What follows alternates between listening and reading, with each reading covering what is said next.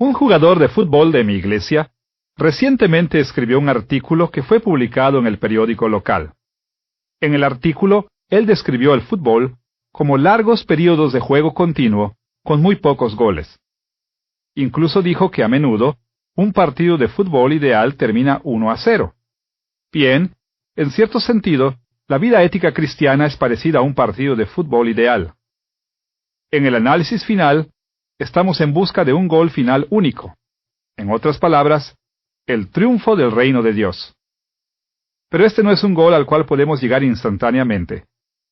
De hecho, el pueblo de Dios ha estado esforzándose por esta meta por miles de años y todavía espera llegar a su cumplimiento. En todo caso, todos nuestros pensamientos, palabras y acciones deben contribuir hacia la meta de dar gloria a Dios a través del triunfo de su reino. Esta es la sexta lección en nuestra serie titulada Cómo tomar decisiones bíblicas, y la hemos titulado La perspectiva situacional en busca de la meta. La perspectiva situacional también es llamada en esta serie de lecciones la perspectiva circunstancial, pero en esta lección nos referiremos a ella como la perspectiva situacional. En esta lección, el enfoque será la inmensa meta que Dios nos ha dado, el éxito y el triunfo de su reino, que se expande desde los cielos, cubriendo la tierra en su totalidad. A través de estas lecciones, hemos enfatizado que el juicio ético implica la aplicación de la palabra de Dios a una situación por una persona. Este resumen recalca el hecho de que hay que considerar tres aspectos esenciales en cualquier pregunta ética, principalmente la palabra de Dios, la situación y la persona que toma la decisión. Estas tres consideraciones de juicios éticos corresponden a tres perspectivas que debemos considerar en materias éticas. La perspectiva normativa, que se enfoca en las normas reveladas por Dios. La perspectiva situacional, que se concentra en la importancia en situaciones y circunstancias. Y la perspectiva existencial, que pone atención en los seres humanos. En la lección anterior, introdujimos la perspectiva situacional en la ética cristiana, enfatizando cuán importante es entender los hechos de la situación, y también hemos visto que dos clases de hechos juegan una parte importante en la ética: las metas a las que deseamos llegar y los medios que usamos para lograr esas metas. En esta lección, ponemos nuestra atención solo en una de esas consideraciones situacionales: las metas de la ética cristiana. Específicamente, nos enfocaremos en el reino de Dios como la mayor o final meta de la ética cristiana. Nuestra lección será dividida en tres secciones principales. Primero exploraremos las circunstancias del reino de Dios, contestando preguntas tales como: ¿qué es el reino? ¿Y cómo se manifiesta en la historia? Segundo, consideraremos la vida en el reino, con el enfoque en nuestras experiencias en el reino de Dios, y evaluándolas en términos de las metas generales que Dios nos ha dado. Y tercero, describiremos el programa para el reino, mirando algunas de las metas más específicas e inmediatas que Dios ha ordenado como el medio para llegar a la meta mayor del reino. Por lo tanto, comencemos fijando nuestra atención a las circunstancias del reino de Dios. Discutiremos tres aspectos de las circunstancias del reino. Primero explicaremos la importancia del reino de Dios y mostraremos por qué es correcto decir que el reino de Dios es la meta final de la ética cristiana. Segundo, identificaremos los componentes del reino, las partes constituyentes del reino de Dios. Y tercero, exploraremos el desarrollo del reino, las maneras en las cuales ha progresado a través de la historia. Pongamos primero nuestra atención en la importancia del reino de Dios. Como hemos mencionado en lecciones anteriores, los juicios éticos siempre tienen en mente la meta apropiada. Como hemos dicho repetidamente, la meta máxima en la ética es la gloria de Dios. Pero también debemos reconocer que la gloria de Dios se manifiesta en su reinado y en su reino. Desde Génesis a Apocalipsis, las Escrituras revelan que Dios es el Rey sobre toda la creación, y nos enseña que la meta máxima de la historia es desplegar el reino de Dios a través del reinado de Cristo. En ese sentido, podemos considerar el reino de Dios como la historia que cubre la totalidad de la Biblia. Las Escrituras nos enseñan que Dios se glorifica mayormente mediante el establecimiento y éxito de su reino en Cristo.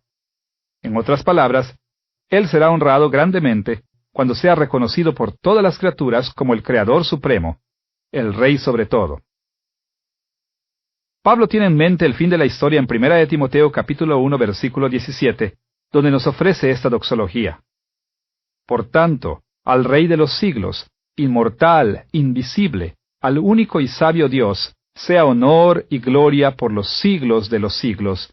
Amén. Por lo tanto, cuando hablamos acerca de la gloria de Dios como la meta máxima de la ética, estamos al mismo tiempo expresando que el reino de Dios es la máxima meta de la ética.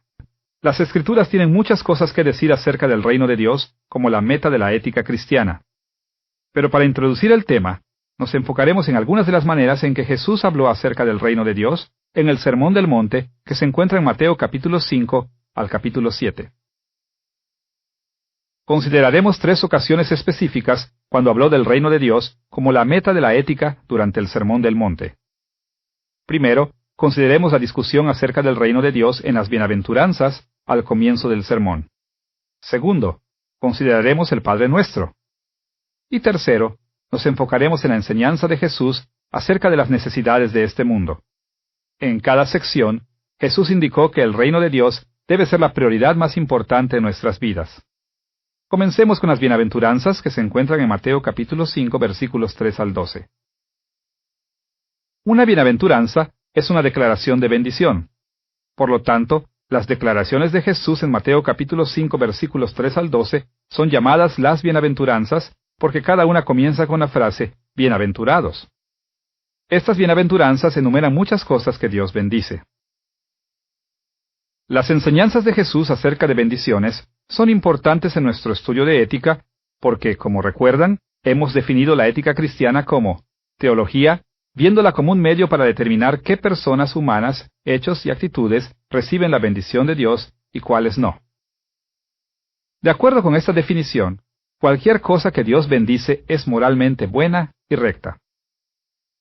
Así que, con las bienaventuranzas, Jesús comenzó su sermón estimulando a la gente a vivir éticamente. Y significativamente, Él describió las bendiciones y la ética en términos del reino de Dios. Considera algunos de los ejemplos obvios de esto. En Mateo capítulo 5 versículo 3, la bendición era, de ellos es el reino de los cielos, y la misma bendición es repetida en el versículo 10. Sin embargo, Mateo usa la frase reino de los cielos en este lugar.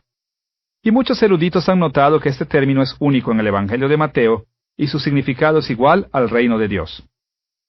En el versículo 5, la bendición fue, ellos recibirán la tierra por heredad.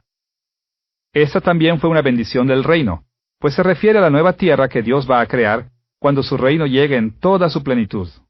Y en el versículo 9, la bendición fue, ellos serán llamados hijos de Dios. Incluso esta declaración de bendición se refiere al reinado y al reino de Dios. En los tiempos de la Biblia, los reyes humanos eran comúnmente llamados padres por sus súbditos. Y lo mismo es cierto en las Escrituras. Dios es llamado a menudo nuestro Padre, ya que Él es nuestro Padre real. Por lo tanto, en este versículo, Jesús enseñó que Dios será el Padre real, el Rey amante de sus hijos benditos. De una manera u otra, cada una de estas bendiciones que Jesús mencionó expresan relación con el concepto del reino de Dios. Y Jesús específicamente manifiesta las bendiciones del reino de Dios como la recompensa o meta que debe motivar a su audiencia a vivir éticamente. Él presentó el reino de Dios como el enfoque esencial de la ética cristiana.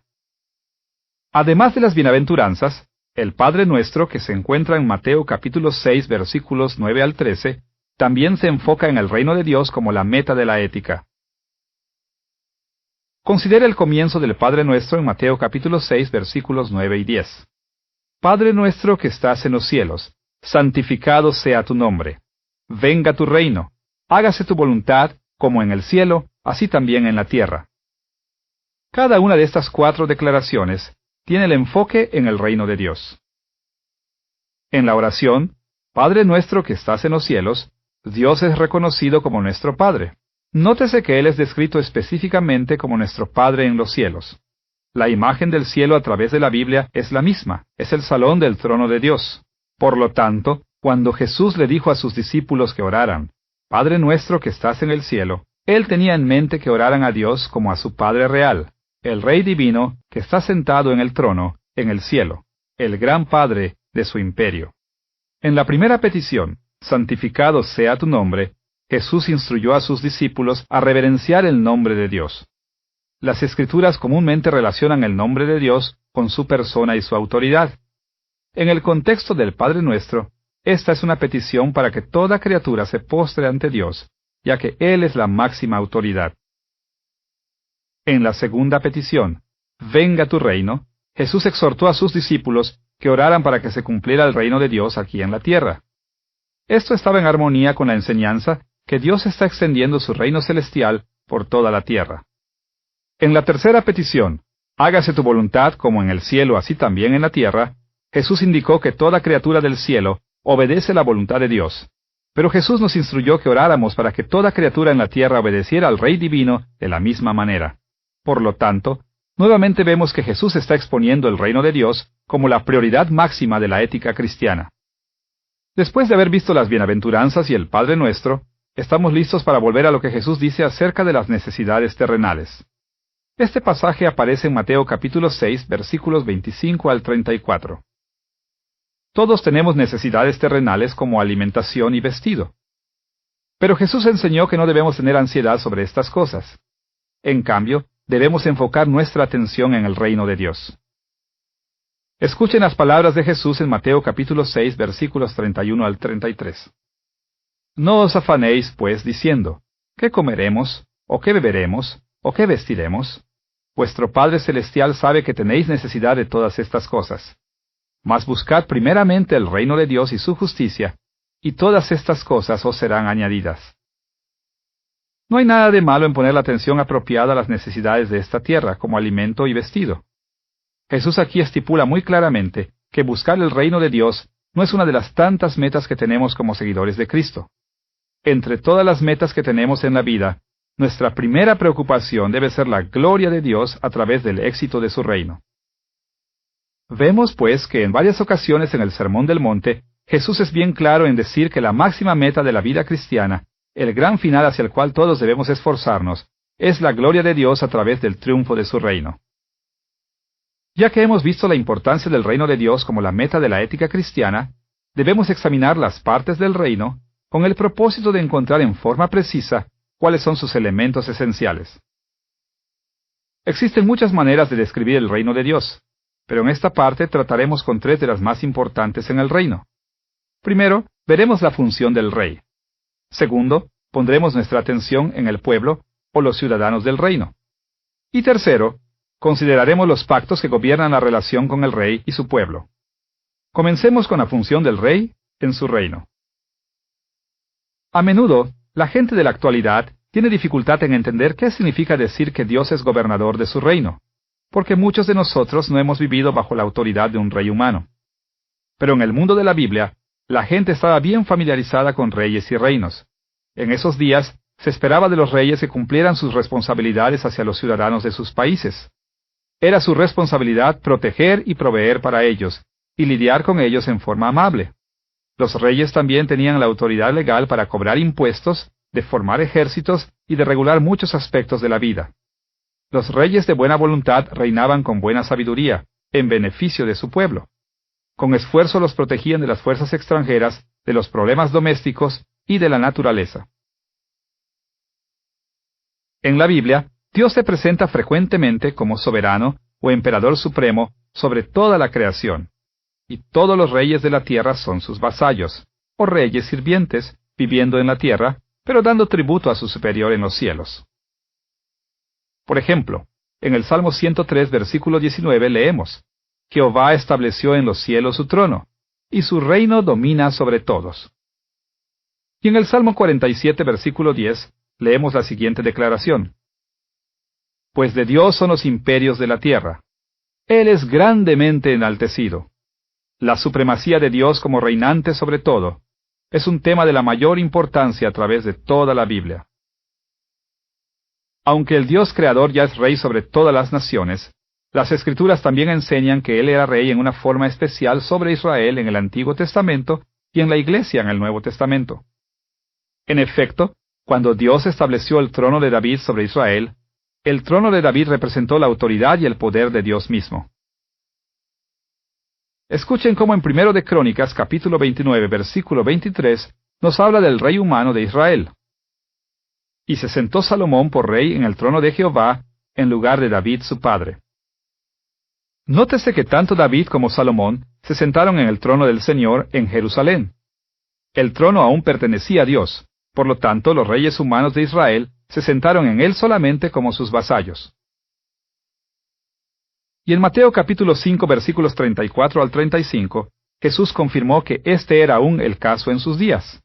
Escuchen las instrucciones que él dio con respecto a los juramentos. No juréis en ninguna manera, ni por el cielo, porque es el trono de Dios, ni por la tierra, porque es el estrado de sus pies, ni por Jerusalén, porque es la ciudad del gran rey. Dios gobernó sobre Israel desde su trono en el cielo, y Jerusalén era aún la capital terrenal de su reino. Ahora que hemos visto que Dios es el rey sobre toda la creación, y rey en forma especial sobre Israel y la Iglesia, debemos volver nuestra atención hacia el pueblo o ciudadanos que viven en el reino de Dios.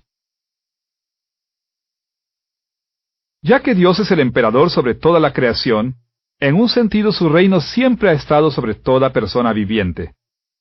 Pero cuando la Biblia habla del pueblo del reino de Dios, normalmente se refiere a la gente que Dios ha llamado para sí mismo, en contraste con la gente del mundo, que sigue los caminos del mal. El Antiguo Testamento comúnmente habla de esta forma de Abraham y sus descendientes. Y el Nuevo Testamento generalmente usa este lenguaje para hablar acerca de la Iglesia, ya que los cristianos de todas las razas han sido adoptados en la familia de Abraham en Cristo. Cuando Dios creó el mundo, estableció la humanidad como sus reyes vasallos. Él asignó a Adán y a Eva, y a los hijos que iban a tener, para gobernar sobre toda la creación, como sus reyes sirvientes. Fue su trabajo gobernar a los animales, al mismo tiempo que a sí mismos, para el éxito del reino de Dios. Escuchen las palabras de David en el Salmo 8, versículos 5 y 6. Le has hecho, al hombre, poco menor que los ángeles, y lo coronaste de gloria y de honra. Le hiciste señorear sobre las obras de tus manos. Todo lo pusiste debajo de sus pies. Refiriéndose a la historia de la creación en Génesis capítulo 1, David indicó que la humanidad había sido coronada y asignada para gobernar sobre el mundo entero y todos sus habitantes. En resumen, Dios creó los seres humanos como sus reyes vasallos sobre la creación. En Génesis mismo, también aprendemos que parte del trabajo de la humanidad era reflejar para todo el mundo el jardín del Edén. Cuando Dios creó el mundo, todo era bueno, pero el único lugar que Dios plantó idealmente para la habitación de los seres humanos fue el jardín del Edén. Así leemos en Génesis capítulo 2 versículos 8 y 9. Y Jehová Dios plantó un huerto en Edén, al oriente, y puso allí al hombre que había formado. Y Jehová Dios hizo nacer de la tierra todo árbol delicioso a la vista y bueno para comer, también el árbol de vida en medio del huerto, y el árbol de la ciencia del bien y del mal. El jardín fue preparado para seres humanos, y para ser habitado por seres humanos. Y fue la tarea de los humanos ser reyes vasallos con la intención de extender este modelo a través de todo el mundo. Dios declaró esto claramente en Génesis capítulo 1, versículo 28, donde Él dio esta instrucción a nuestros padres. Fructificad y multiplicaos, llenad la tierra y sojuzgadla. Vemos entonces que fue la responsabilidad de la humanidad de poblar el mundo entero, llenándolo con ciudadanos del reino de Dios, y desarrollarlo de la misma manera en que Dios lo había hecho en el jardín del Edén. Así que desde el comienzo, el reino de Dios fue global en su enfoque y destino. Dios gobernó directamente sobre toda la humanidad y determinó que el mundo sería su reino, y esto continuó desde el tiempo de Adán y Eva hasta los días de Abraham, el cual vivió alrededor de 2000 años antes de Cristo. Leemos acerca de esto en Génesis capítulo 17, versículo 6, donde el Señor hizo la siguiente promesa a Abraham. Y te multiplicaré en gran manera, y haré naciones de ti, y reyes saldrán de ti. En los días de Abraham, Dios limitó su enfoque a un nivel nacional, concentrándose en los descendientes de Abraham como su reino especial en un gobierno mundial más amplio. Este enfoque nacional culminó en Jesús, el último rey sobre el pueblo de Dios en la tierra. Jesús habló de su reinado en muchas ocasiones como en Mateo capítulo 27, versículo 11, donde leemos su conversación con Pilato. Jesús pues estaba de pie delante del gobernador, y éste le preguntó diciendo, ¿Eres tú el rey de los judíos? Y Jesús le dijo, Tú lo dices. Bajo el reino de Jesús, el enfoque del reino de Dios vino a ser eclesiástico, es decir, fue centralizado en la Iglesia. A través del Evangelio, la salvación se extendió tan exitosamente más allá del pueblo y del límite de Israel, que el centro del reino de Dios no quedó solamente en una nación, sino en la Iglesia a través del mundo. El reino de Dios ahora incluye gente de toda raza y continúa expandiéndose a todos los rincones de la tierra. Como ejemplo, consideren Apocalipsis capítulo 5, versículos 9 y 10, donde la canción celestial que alaba a Jesús incluye estas palabras. Con tu sangre nos has redimido para Dios, de todo linaje y lengua y pueblo y nación, y nos has hecho para nuestro Dios reyes y sacerdotes, y reinaremos sobre la tierra. Habiendo hablado del rey y su pueblo, debemos mencionar un tercer componente del reino, los pactos que gobiernan la relación entre ellos. En el mundo antiguo, a menudo los reyes soberanos administraban grandes imperios, imponiendo pactos o tratados sobre las naciones vasallas y sus reyes. Estos pactos típicamente mencionaban la soberana voluntad hacia los vasallos, enumeraban las obligaciones de los vasallos hacia el soberano, y estipulaban las consecuencias de obediencia o desobediencia a esas obligaciones. En forma similar, a través de la Biblia, Dios administró su reino mediante pactos. Sus pactos expresaban la buena voluntad de Dios hacia su pueblo. Enumeraron las obligaciones de la gente hacia Dios y declararon las consecuencias de obediencia y desobediencia a estas obligaciones, específicamente, bendiciones por la obediencia y castigos por la desobediencia. Es común hablar de 6 pactos importantes entre Dios y su pueblo. La Biblia nos habla del pacto de Dios con Adán en Oseas capítulo 6, versículo 7. El pacto con Noé en Génesis capítulo 6 y capítulo 9. El pacto con Abraham en Génesis capítulo 15 y capítulo 17. El pacto a través de Moisés, primeramente en Éxodo capítulo 19 al capítulo 24. El pacto con David en 2 de Samuel capítulo 7 y Salmo 89 y 132. Y el pacto final en Cristo, en lugares como Lucas capítulo 22 versículo 20 y Hebreos capítulo 12 versículos 23 al 29. Estos pactos nunca estuvieron en conflicto entre ellos, más bien administraron y gobernaron sucesivamente el reino de Dios mientras crecía a través de la historia. Desde el comienzo, la relación de Dios con la humanidad ha sido gobernada por pactos. La naturaleza pactual de Dios con su pueblo continúa a través del Antiguo Testamento en la historia de Israel. E incluso, la fe cristiana del Nuevo Testamento se explica en términos del nuevo pacto en Cristo. Entender que Dios siempre ha administrado su reino a través del pacto es muy importante para la ética cristiana. Expresando esto en términos de nuestras lecciones, los pactos bíblicos indican el hecho de nuestra situación, que Dios es nuestro Rey y nosotros somos sus servidores. Establecen las clases de metas del reino que Dios bendice, y delinean muchas de las maneras que debemos utilizar para lograr las metas que Él bendice. En pocas palabras, nuestra relación del pacto con Dios nos ayuda a entender cómo cada aspecto de nuestras vidas debiera colaborar para traer gloria a nuestro gran Rey. Ahora que hemos explorado la importancia del reino de Dios como la meta de la ética cristiana, y visto las partes del reino, debemos brevemente considerar el desarrollo del reino. La forma en que el reino de Dios se ha mostrado y continuará mostrándose históricamente. Ha sido una larga tradición resumir la Biblia en 3 fases históricas: la creación, caída y redención. Por lo tanto, seguiremos este mismo bosquejo básico. Llamaremos estas fases de forma diferente para poner nuestro énfasis en el reino. Consideraremos la fase de la creación como el tiempo en el cual el reino estaba en un estado de paz inicial. Consideraremos la caída de la humanidad en pecado como la rebelión humana en contra del Rey divino. Y consideraremos la fase de la redención como el tiempo de paz final que supera la paz inicial de la creación, ya que Dios trae su reino a un glorioso cumplimiento final. Consideraremos estas fases en orden histórico, comenzando con la paz inicial y continuando con la rebelión de la humanidad, y finalmente nos referiremos al tiempo de la paz final del reino. Ahora volvamos a nuestra atención al período de paz inicial. En el comienzo, Cuando Dios creó el mundo, la humanidad vivía en perfecta armonía con Dios. Adán y Eva servían obedientemente. Como resultado, existía paz entre Dios y la humanidad. Como hemos visto, durante esta etapa Dios asignó a los seres humanos para que le sirvieran como reyes vasallos. Al comienzo la humanidad cumplió muy bien esta función, en armonía perfecta con sus obligaciones hacia Dios. Como resultado, Adán y Eva disfrutaron comunión perfecta con Dios y continuaron viviendo en el jardín del Edén, donde la vida era fácil y placentera. En efecto, el resto de las Escrituras a menudo mira en retrospectiva a este jardín como una etapa de gran paz y prosperidad.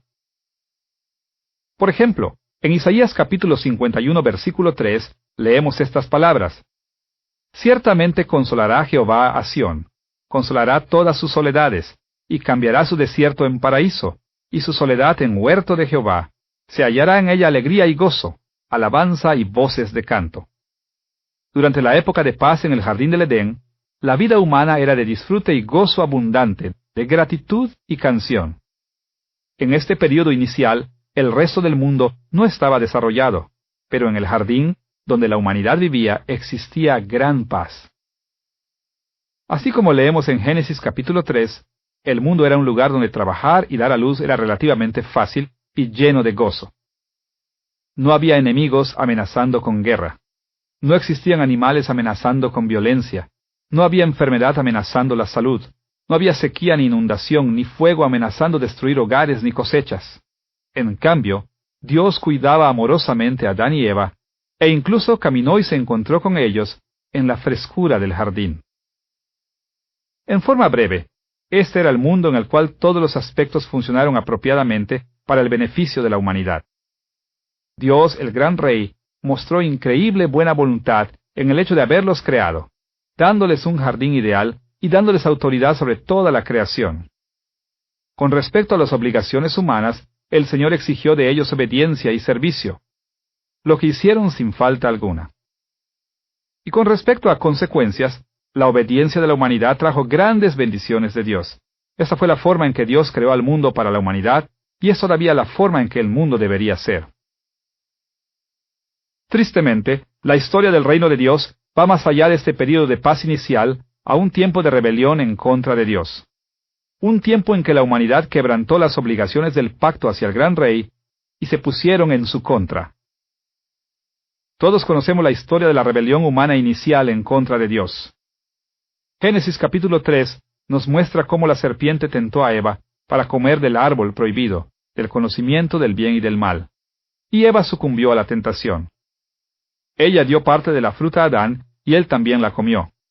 Al pecar de esta manera, la humanidad quebrantó una de las obligaciones del pacto, y como resultado, recibieron las maldiciones del pacto. En respuesta a su rebelión, Dios expulsó a Adán y a Eva del jardín y los obligó a vivir en un mundo donde el terreno era duro para trabajar, donde dar a luz era doloroso, donde la enfermedad, el hambre y animales salvajes y la guerra eran una amenaza para ellos y sus hijos. Todavía estaban atados a las obligaciones del pacto, pero ahora estaban experimentando las consecuencias negativas de estas obligaciones. Esta rebelión ha sido la característica del mundo a través de la historia. La humanidad ha continuado su rebelión en contra del gran Rey, y Dios ha continuado castigando a la humanidad con las maldiciones del pacto. Él destruyó el mundo con un diluvio en los días de Noé. Él permitió que la enfermedad, la naturaleza y la guerra amenazaran la humanidad a través de las generaciones. Y a pesar de todo, la humanidad no aprendió la lección. En vez de volverse hacia Dios en arrepentimiento, y en vez de guardar nuestras obligaciones al pacto, continuamos rebelándonos y perpetuando así las maldiciones del pacto. Pero Dios en su misericordia no nos abandonó a nuestra rebeldía y maldiciones. En su lugar determinó traer paz final a su reino, dando bendiciones a su pueblo. De diversas maneras Dios comenzó la restauración de la paz en su reino, inmediatamente después de que la humanidad cayó en pecado. Como vemos en Génesis capítulo 3, Dios no dio muerte inmediatamente a Adán y a Eva cuando pecaron. En cambio, Él les permitió vivir, y en medio de las maldiciones les presentó la primera oferta del Evangelio. Escuchemos las palabras que Dios habló a la serpiente en Génesis capítulo 3, versículo 15. Pondré enemistad entre ti y la mujer, y entre tu simiente y la simiente suya. Esta te herirá en la cabeza, y tú la herirás en el talón. En este sentido, a través de la historia del mundo, después de la caída, Dios estaba obrando hacia la meta de la redención y el éxito de su reino en forma completa. El Antiguo Testamento nos dice que el Evangelio estaba en operación, reconciliando a algunas personas con Dios y estableciendo paz entre Dios y su pueblo redimido. Sin embargo, a pesar de que Dios mantuvo a su pueblo que era fiel a Él a través del Antiguo Testamento, Él no restauró su reino al nivel de la gloria que había desplegado durante los días de paz inicial. Pero durante el ministerio de Jesús en la tierra, la restauración de la paz tuvo gran avance, mientras llegaba a las últimas etapas de su cumplimiento. Jesús era el Redentor, a quien el Antiguo Testamento apuntaba en su totalidad. Él vino a la tierra como el Rey representante de Dios, con el propósito de establecer un reino de fidelidad en la tierra, y para extender el reino inicial de Dios a través de todo el mundo. Él continúa esta misión en nuestros días, y cuando Él vuelva nuevamente en gloria, Jesús completará la restauración del reino, trayendo a todo el mundo a una gloriosa paz final con nuestro divino Rey. Ahora que hemos explorado las circunstancias del reino de Dios, estamos preparados para avanzar a nuestro segundo tópico mayor: vida en el reino de Dios. En esta sección, nos enfocaremos en la doble meta que Dios nos ha asignado en su reino. Anteriormente en esta lección, mostramos que la meta más importante de la ética para nosotros es procurar la gloria de Dios a través del triunfo de su reino. En esta sección, consideraremos algunas implicaciones prácticas de esta meta, especialmente en relación con nuestras vidas como ciudadanos del reino de Dios. En particular, buscaremos respuestas a la pregunta: ¿qué clase de metas debemos fijarnos para buscar el reino de Dios? El Catecismo Menor de Westminster nos ofrece una guía significativa con respecto a nuestras metas en la primera pregunta y su respuesta. En respuesta a la pregunta, ¿cuál es el fin principal del hombre?, el Catecismo responde: el fin principal del hombre es el de glorificar a Dios y gozar de Él para siempre. Nuestro estudio sobre la doble meta del reino de Dios seguirá esta misma división. Primero, consideraremos qué significa glorificar a Dios como nuestro divino Rey. Y en segundo lugar, hablaremos de lo que significa gozar de Dios en su reino. Comencemos con la meta de glorificar a Dios como nuestro Rey divino. En esta sección, exploraremos la idea de que Dios es primeramente glorificado a través del triunfo de su reino, y lo haremos en dos partes. Primero, definiremos la gloria de Dios, y segundo, consideraremos el tema de la glorificación de Dios. Comencemos con la gloria de Dios. Las Escrituras usan la palabra gloria, o kavod en hebreo, y doxa en griego, al decir varias cosas acerca del reino de Dios. A menudo, gloria es su aparición, especialmente la nube de luz que está alrededor de él, como es el caso en Éxodo capítulo 24, versículo 17, o Ezequiel capítulo 10, versículo 4. Pero cuando hablamos de la gloria de Dios como la meta de la ética, no estamos pensando en términos de su aparición, sino de su notoriedad o reputación, especialmente la popularidad que Él recibe a través de sus poderosas obras. Por ejemplo, en Éxodo capítulo 14, versículo 4, Dios habló estas palabras: «Y yo endureceré el corazón de Faraón para que lo siga, y seré glorificado en Faraón y en todo su ejército, y sabrán los egipcios que yo soy Jehová». En este pasaje, Dios indicó que reconocer su gloria, es decir, su notoriedad o reputación, crecería una vez que los egipcios vieran que su poder los había derrotado. Resentirían su gloria, pero tendrían que reconocerla de todas maneras. En un sentido, y relacionado con la notoriedad y reputación de Dios, nos interesa también la gloria de Dios en términos del honor y alabanza que son dados a Él. Diferente a los egipcios que resintieron las obras de poder y gloria, los cristianos deben apreciar el poder de Dios e incrementar su fama y reputación, proclamando sus actos y dándole gracias. Por ejemplo, este es el significado de gloria en el Salmo 29, versículos 1 y 2, donde leemos estas palabras: «Tributad a Jehová, oh hijos de los poderosos, dad a Jehová la gloria y el poder, dad a Jehová la gloria debida a su nombre, adorad a Jehová en la hermosura de la santidad». Como un ejemplo, escuchen las palabras de Apocalipsis capítulo 4, versículos 9 hasta el 11. «Cada vez que aquellos seres vivientes dan gloria y honra y acción de gracias al que está sentado en el trono, al que vive por los siglos de los siglos, los 24 ancianos se postran delante del que está sentado en el trono, y adoran al que vive por los siglos de los siglos, y echan sus coronas delante del trono, diciendo: Señor, digno eres de recibir la gloria, la honra y el poder, porque tú creaste todas las cosas, y por tu voluntad existen y fueron creadas. 3 veces en este corto pasaje se nos dice que Dios, sentado en su trono real, recibe adoración. Y esta es la imagen constante a través de las Escrituras. Ahora que hemos visto lo que es la gloria de Dios y cómo está relacionada con su reino, debemos volver a la glorificación de Dios. En esta sección, preguntaremos cosas como: ¿por qué la gloria de Dios es nuestra meta? ¿Y cómo podemos incrementar la gloria de nuestro divino Rey? Fundamentalmente, los seres humanos están obligados a glorificar a Dios porque Él es nuestro Rey. Y como nuestro Rey, Él tiene el derecho de demandar nuestra alabanza y adoración. Como el Catecismo Menor de Westminster indica en su primera pregunta y respuesta, que el propósito principal de la humanidad es la gloria de Dios. Y uno de los mejores lugares para ver esto en la Escritura es el relato de la creación, donde Dios específicamente señaló su propósito para crear a la humanidad. Escuchen las palabras de Génesis capítulo 1, versículos 26 al 28. Entonces dijo Dios: hagamos al hombre a nuestra imagen, y señoree en los peces del mar, en las aves de los cielos, en las bestias, en toda la tierra y en todo animal que se arrastra sobre la tierra.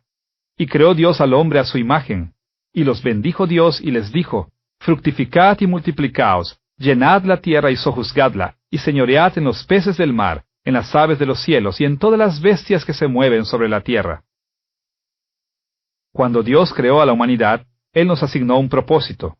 Y ese propósito fue gobernar sobre la tierra como sus reyes vasallos, llevando su gobierno y bendiciones de su reino a través de todo el mundo. Y bajo el reino de Cristo, todavía ese es nuestro propósito. Debemos mejorar el mundo, haciendo crecer el gobierno de Dios y sus bendiciones, y debemos multiplicar sus ciudadanos en su reino, enseñándoles a reconocer, dar honor y alabanza a nuestro Rey soberano, y mientras cumplimos este propósito, su valor, notoriedad y reputación crecerán. Y de esta manera, su gloria igualmente aumentará.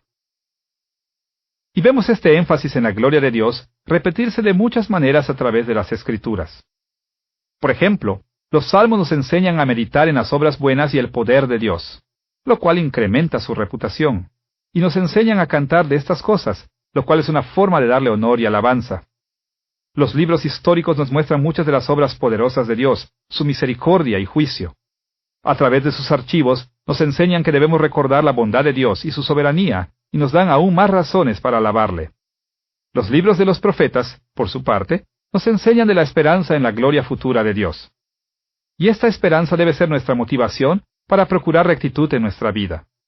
Aún más, en la ley de Dios, la obediencia a todos los mandamientos es equivalente a la reverencia por su gloria.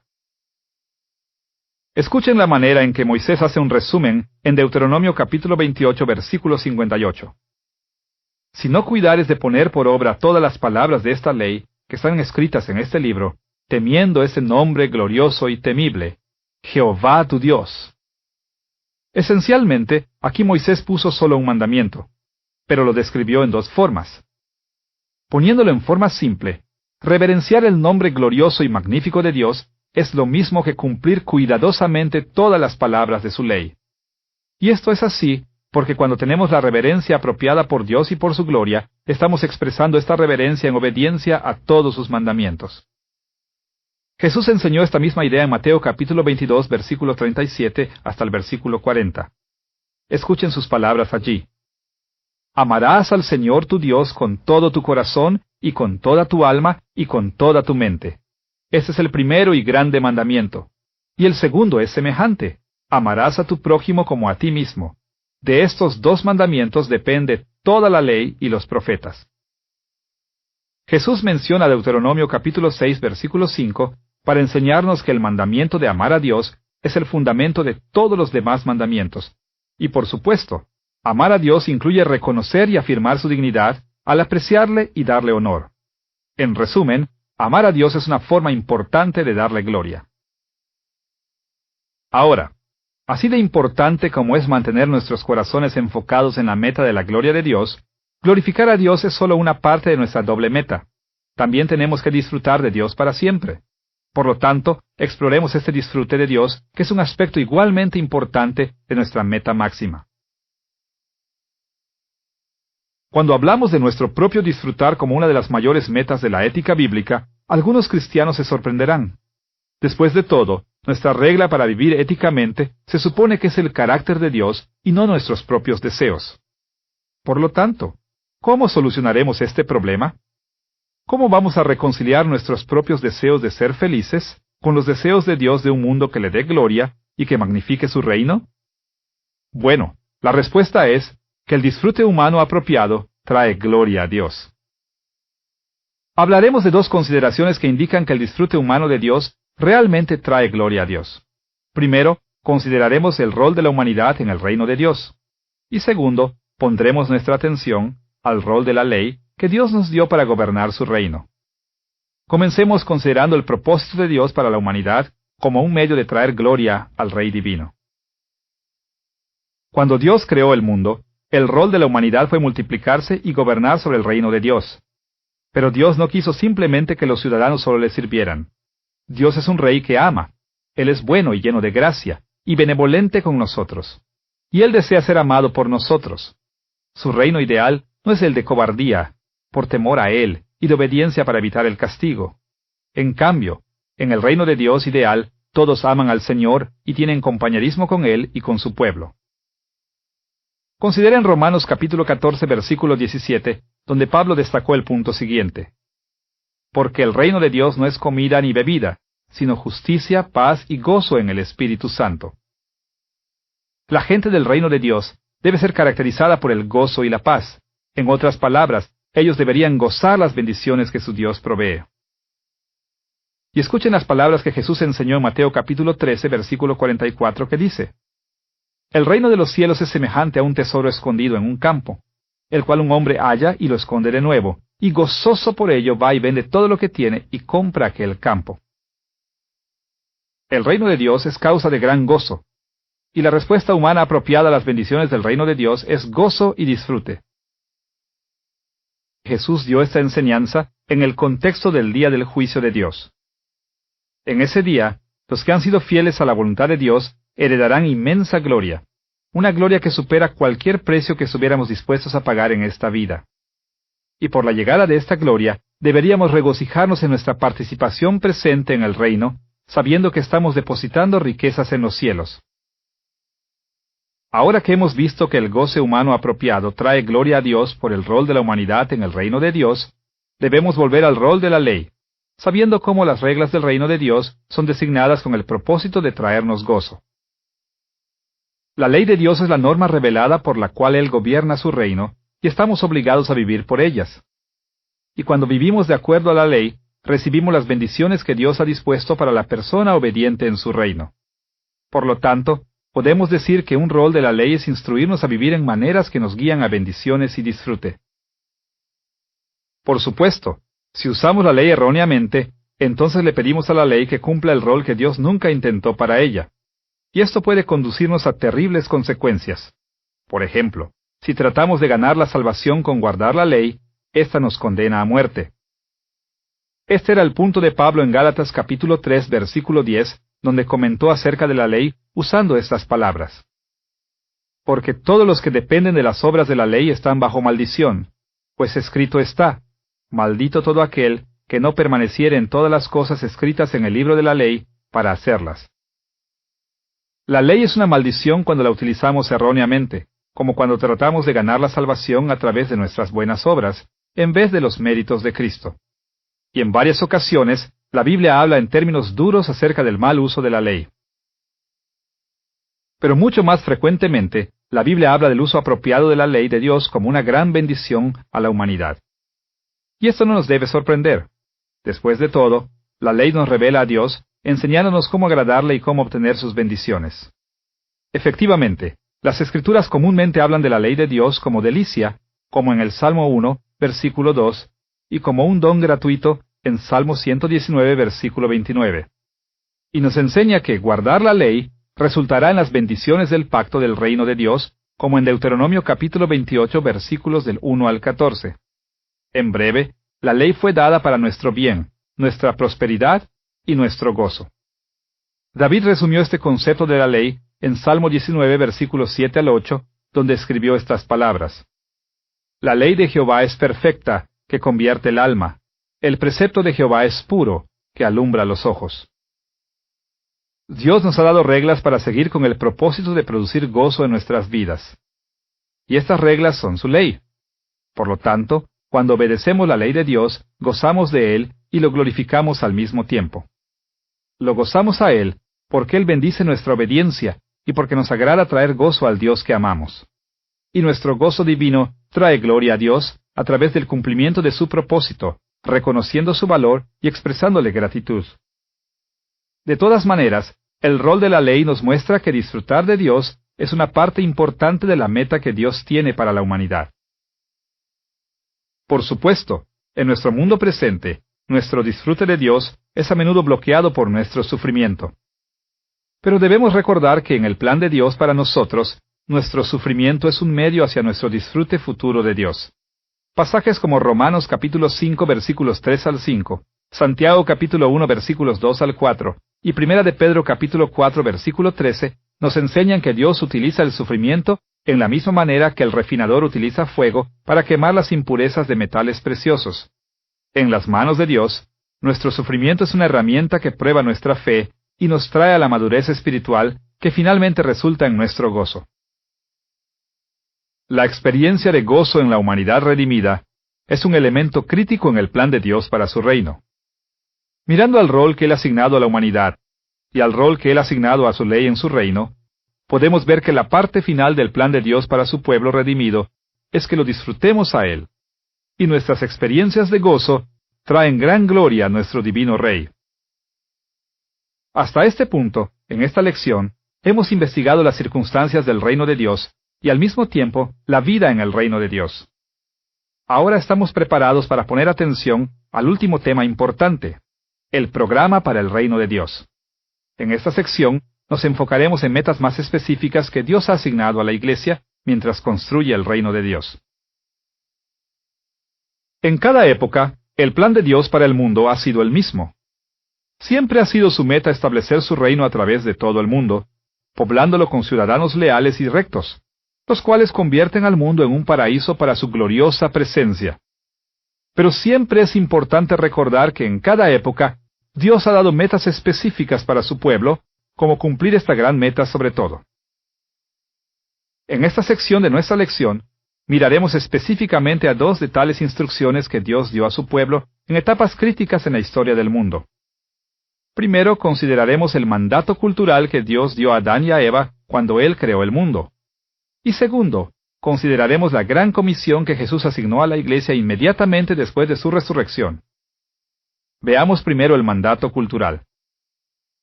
Investigaremos el mandato cultural tomando en cuenta tres consideraciones. Primero, ofreceremos una definición del mandato cultural, explicando lo que es y qué es lo que generalmente requiere. Segundo, discutiremos la relación entre el mandato cultural y las ordenanzas de la creación como el matrimonio y el trabajo. Y tercero, observaremos las diferentes aplicaciones del mandato cultural a través del desarrollo histórico del reino de Dios. Comencemos definiendo lo que queremos decir cuando hablamos del mandato cultural. En términos simples, la expresión mandato cultural se refiere al mandato de Dios a los seres humanos para expandir su reino a todos los rincones de la tierra a través del desarrollo cultural humano. Como hemos visto anteriormente en esta lección, cuando Dios creó al mundo, Él ordenó a la humanidad llenar y dominar la tierra. Encontramos este mandamiento en Génesis capítulo 1, versículo 28, donde leemos estas palabras: Fructificad y multiplicaos, llenad la tierra y sojuzgadla. Ya hemos hablado de este mandato en términos de nuestra obligación de expandir el reino de Dios a través de todo el mundo. Pero los teólogos se refieren a este como el mandato cultural, ya que llenar y dominar la tierra se refiere a construir culturas humanas donde antes no han existido. Recordarán que cuando Dios creó el mundo, el jardín del Edén era la única área que Él transformó en la perfecta habitación para la humanidad y el único lugar suficientemente perfecto para la gloria de su presencia con la humanidad. Fue el trabajo de los humanos mejorar y poblar el resto del mundo, expandiendo la comunidad del pueblo de Dios y por lo tanto, el lugar de la presencia del glorioso reino de Dios a través del globo. En este sentido, el mandato cultural es la orden de establecer poblaciones y sociedades humanas que honraran a Dios, incluyendo el mejoramiento del mundo que acompaña a estas sociedades. El foco del mandato cultural es poblar un mundo despoblado, construyendo sociedades nuevas y convirtiendo el terreno salvaje y la tierra abandonada en jardines bellos, productivos y dadores de vida para la gloria de Dios. Ahora que hemos visto una definición básica del mandato cultural, trataremos el segundo tópico, las ordenanzas de la creación, es decir, el matrimonio y el trabajo, los cuales representan algunas de las preocupaciones centrales del mandato cultural. Existen varias maneras por las cuales Dios nos imparte sus mandatos. Por ejemplo, la mayoría de los mandatos en las Escrituras son verbales, esto es, son impartidos por medio de palabras. Dios también revela sus mandatos a través de medios naturales, como el mundo a nuestro alrededor, incluyendo la naturaleza y a otros seres humanos. Pero los mandatos de Dios también pueden ser revelados a través de los primeros actos de Dios en la creación, cuando Él creó los cielos y la tierra. Como hemos visto, el mandato cultural fue un mandato verbal. Génesis capítulo 1 versículo 28 nos enseña que Dios dio el mandato cultural a la humanidad cuando los creó, ordenándoles llenar la tierra y dominarla. Algunas de las mismas cosas que Dios ordenó en el mandato cultural también las reveló a través de las ordenanzas de la creación del matrimonio y el trabajo. Por ejemplo, la ordenanza de la creación del matrimonio está basada en el propósito por el cual Dios creó dos géneros, es decir, masculino y femenino. Todos estamos familiarizados con los elementos básicos del matrimonio entre Adán y Eva. Adán fue creado primero. Después Dios creó a Eva, de la costilla de Adán, y finalmente Dios presentó a Eva a Adán, y ellos llegaron a ser esposo y esposa. Escuchen la manera en que Moisés comenta acerca del matrimonio entre Adán y Eva, en Génesis capítulo 2, versículo 24. Por tanto, dejará el hombre a su padre y a su madre, y se unirá a su mujer, y serán una sola carne. Aquí Moisés indica que Dios creó a ambos como hombre y mujer con el propósito del matrimonio, un hombre con una mujer. Los propósitos de Dios en la creación son expresiones del carácter de Dios. Como resultado, son normativas para todo ser humano. Por lo tanto, cuando vemos que Él creó a la humanidad en dos géneros para el propósito del matrimonio, podemos concluir de que la humanidad está obligada a comprometerse en matrimonio y que este debe ser una unión entre un hombre y una mujer. Esto no significa que todo individuo está obligado a casarse, pero sí significa que la raza humana en su totalidad debe perpetuar la institución divina del matrimonio. El mandato de la creación con respecto al matrimonio está directamente relacionado con el mandato cultural de llenar la tierra, de ser fructífero y multiplicarse. Sencillamente las Escrituras nos instruyen que los niños deben nacer de un matrimonio, y por lo tanto el matrimonio es un requisito para la multiplicación de los seres humanos. Similarmente, hay un mandato de la creación ordenándonos directamente trabajar con el propósito de expandir el reino de Dios a través de toda la tierra. Escuchen estos detalles en Génesis capítulo 2 versículos 15 al 18. Tomó pues Jehová Dios al hombre, y lo puso en el huerto de Edén, para que lo labrara y lo guardase. Y dijo Jehová Dios, no es bueno que el hombre esté solo, le haré ayuda idónea para él. El primer hombre, Adán, fue creado con el propósito de trabajar el jardín de Dios, y su esposa Eva fue creada para ayudarle en esta función. Así que, cuando leemos que el propósito de Dios para la humanidad es que trabajemos para Él, debemos concluir que nosotros estamos moralmente obligados a trabajar para Dios.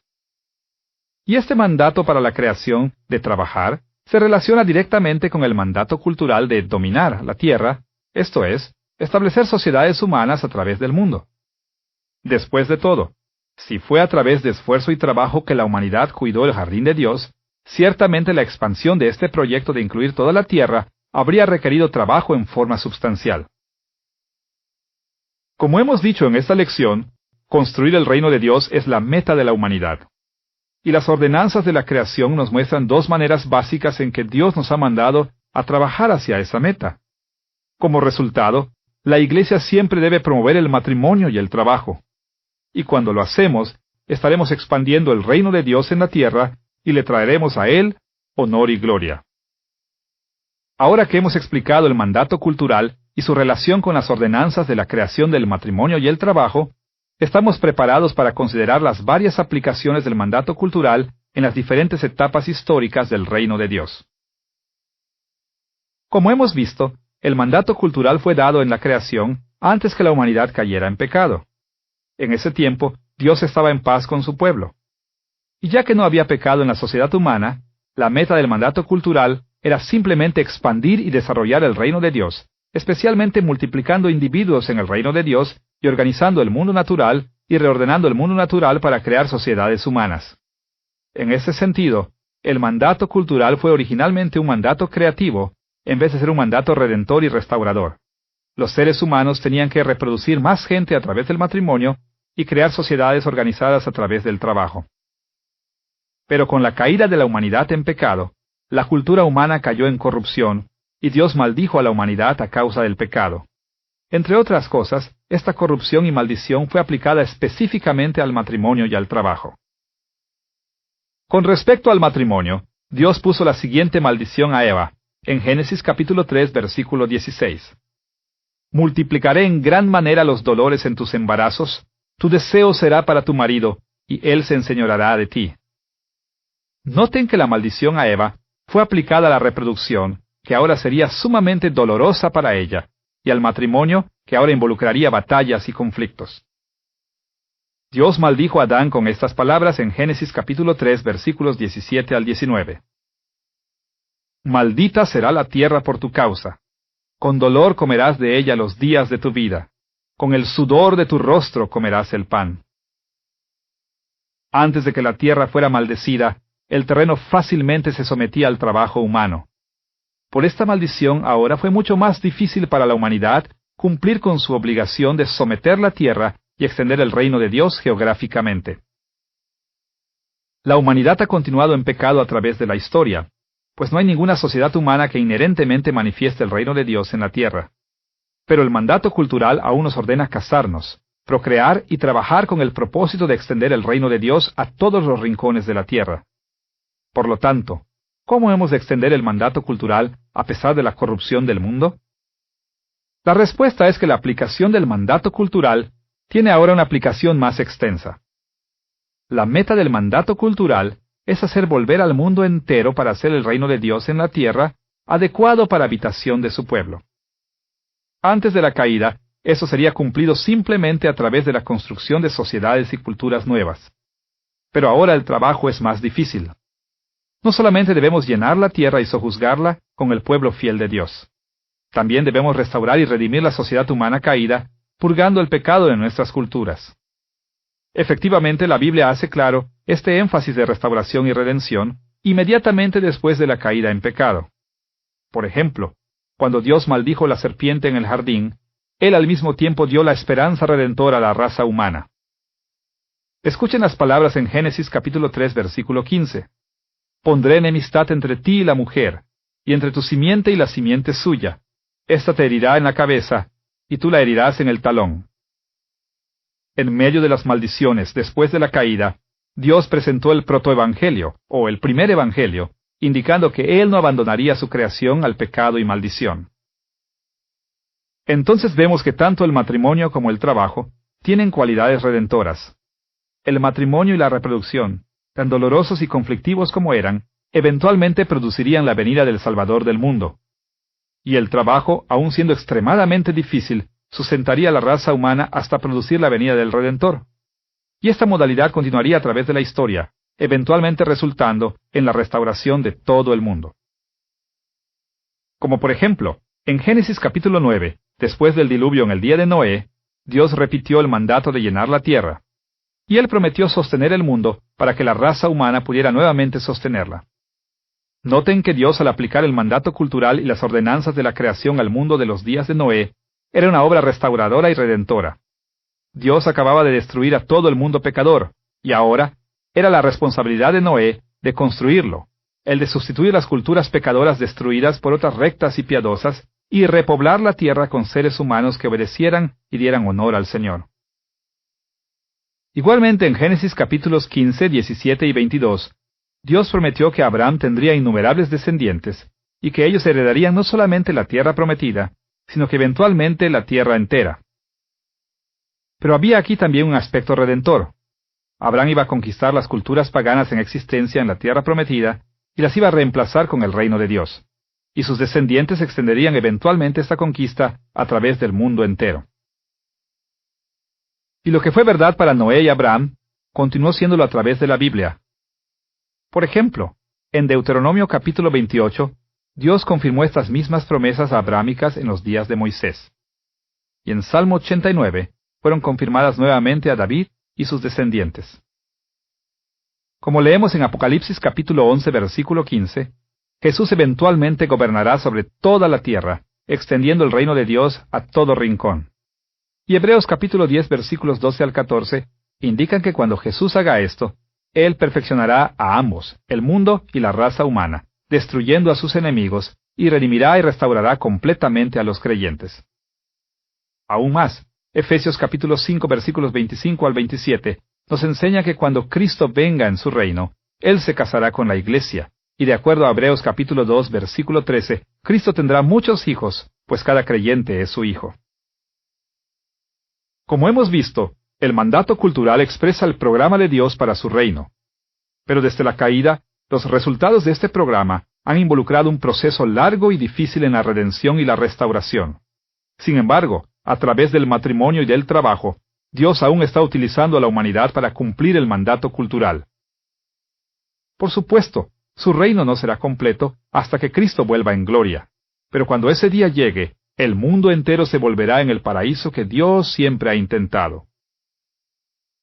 Ahora que tenemos un conocimiento básico del mandato cultural en mente, estamos preparados para examinar qué función la Gran Comisión juega en el programa de Dios para su reino. Nuestra discusión sobre la Gran Comisión será dividida en 3 partes. Primero, ofreceremos una definición de la Gran Comisión. Segundo, explicaremos las implicaciones de la Gran Comisión. Y tercero, exploraremos la relación entre la Gran Comisión y el mandato cultural.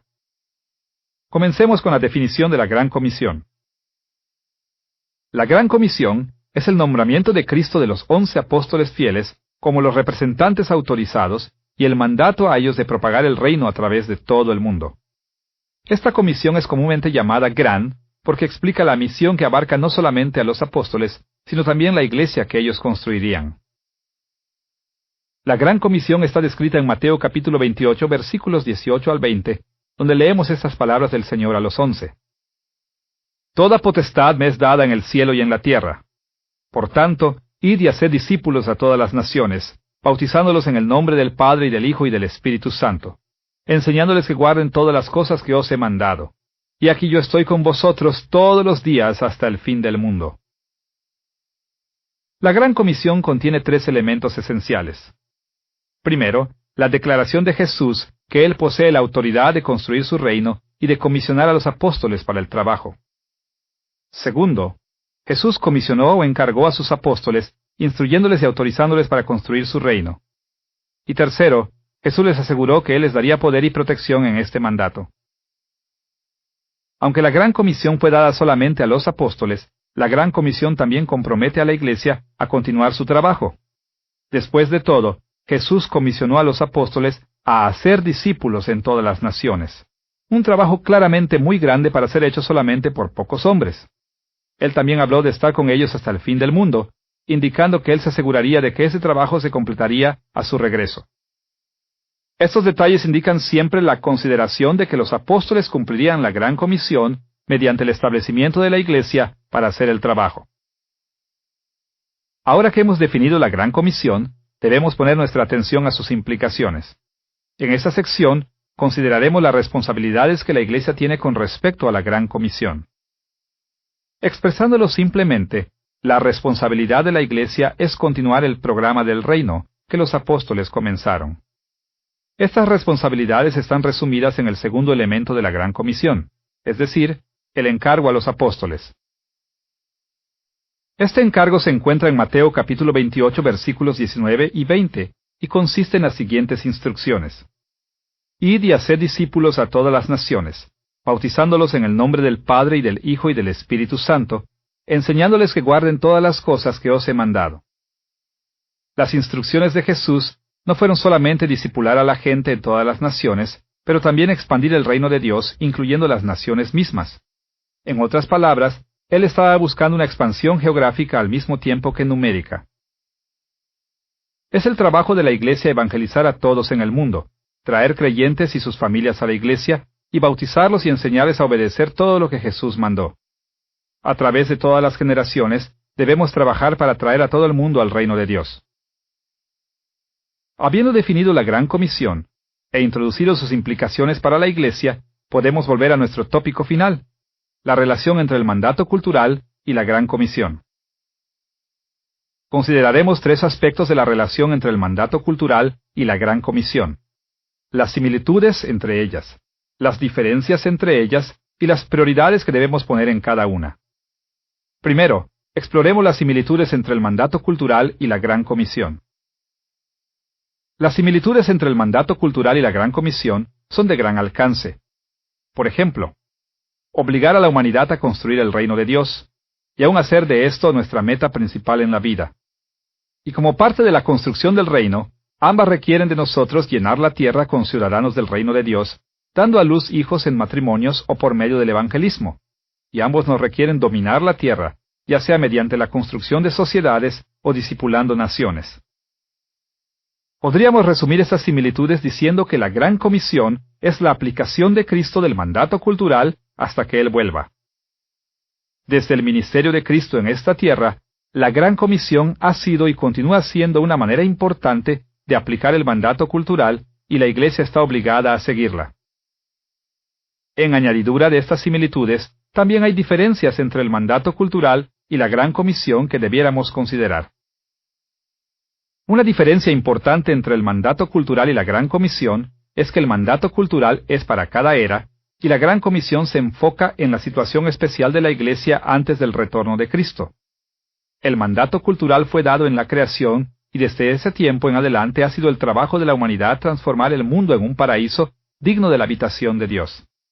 En contraste, la Gran Comisión no fue dada hasta el final del ministerio de Jesús en la tierra, y fue específicamente enfocado en las responsabilidades éticas primarias del pueblo de Dios durante el último período de la historia del reino.